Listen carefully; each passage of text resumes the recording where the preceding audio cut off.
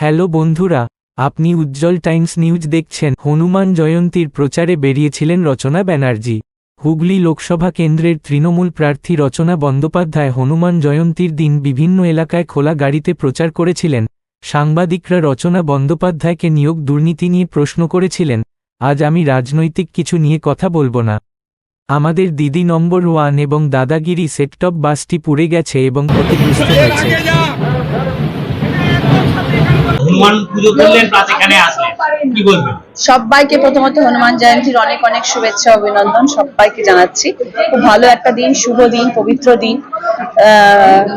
প্রথমে হনুমানজির মন্দিরে গেলাম, আর এখানে মা মঙ্গলচণ্ডীর মন্দিরে পুজো দিয়ে আজকে প্রচার শুরু করলাম। এখন গতকাল একটা হাইকোর্ট রায় দিয়েছে, মানে 26,000 শিক্ষার্থীদের প্যানেল বাতিল করে দিয়েছে, কি বলবেন? এখানে আজকে পুজোর দিন, শুভ দিন, এই দিন আজকে আমি কোনো পলিটিক্যাল কথা বলবো না।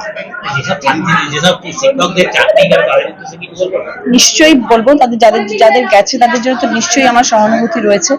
কিন্তু দিদি যখন আছেন তখন দেখা যায় দিদি কিছু নিশ্চয়ই বার্তা দেবেন, দিদি নিশ্চয়ই কিছু বলবেন তাদের উদ্দেশ্যে।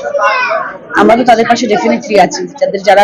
যাদের সাথে এরকম ধরনের ঘটনা ঘটছে, তাদের এখন খারাপ সময়, তাদের পাশে তো আমরা ডেফিনেটলি আছি, তাদের জন্য সহানুভূতিও আছে। বাকি দিদি বলবেন।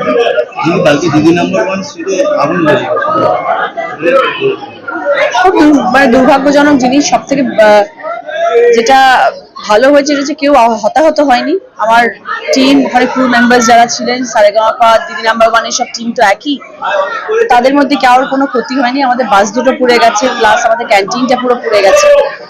বিশাল ক্ষয়ক্ষতি, কিন্তু ঠাকুরের কৃপায় কোনো মানুষ হতাহত হয়নি, সেটা একটা জিনিস। আর আগামীকাল সকলের সঙ্গে দেখা হবে, দেখা যাক ওরা সবাই ঠিক আছে কিনা, তখন জানতে পারবে।